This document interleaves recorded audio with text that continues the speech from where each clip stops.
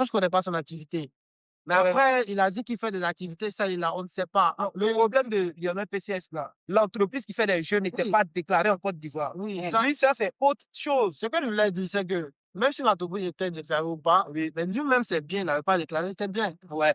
Donc, quelque part, on se pose la question. C'est après, lorsqu'il a été entendu, il a été arrêté, qu'il a expliqué qu'il gagnait ça sur des sites de paris sportifs, etc.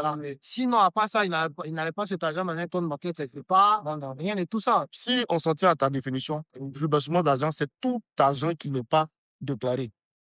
C'est ça. Tout argent qui n'a pas été déclaré, on prend pour mettre dans une autre activité qui est déclarée pour la fructifier. C'est là qu'on parle de blanchiment d'argent.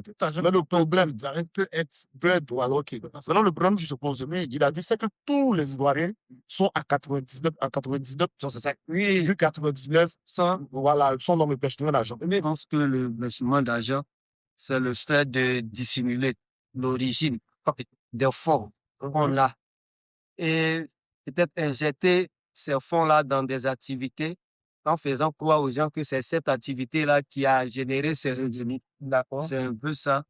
C'est comme ça, moi, je vois un peu la chose. Donc, pour toi, je répète, je veux savoir quoi. Pour toi, par exemple, si j'ai une activité qui n'était pas déclarée de base, hein, même si l'activité est considérée comme légale, puisque si, par exemple, j'ai une galerie ici, de base, c'est considéré comme légal.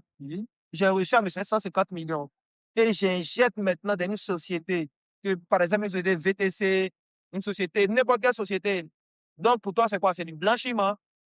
Bon, on ne peut pas dire forcément c'est du blanchiment. Quand je parle de dissimuler l'origine, par exemple, on sait que quand tu as peut-être un restaurant, en moyenne, on peut estimer un peu avec les clients que tu gagnes, quand on voit un peu ta comptabilité, on peut savoir combien tu peux générer par mois. Mais si on voit que, par exemple, le restaurant peut générer peut-être, je prends l'exemple, 50 000 par jour. Quand on va faire le prix on va déduire la location, on va déduire les employés et autres. Si on voit que, dans le mois, tu ne peux pas atteindre un certain seuil, peut-être bénéfice de 2 millions par mois. Et on voit que tu te retrouves avec 100 millions au bout d'un mois et puis tu dis que c'est ce restaurant-là qui donne, il y a un problème. Moi, je suis d'accord sur ce volet-là. Il y a l'autre côté aussi que je ne comprends pas. Bon, on n'a pas un peu. En fait, je veux avoir votre avis dessus. Dissimule quoi? L'origine. Justement, parce que c'est que je suis en train de dire là, si les 150 millions, j'ai investi dans une société de VTC, aujourd'hui, j'ai un problème avec la justice. Tu justifies l'origine de ces fonds-là comment? Alors que de base, ce n'est pas parti sur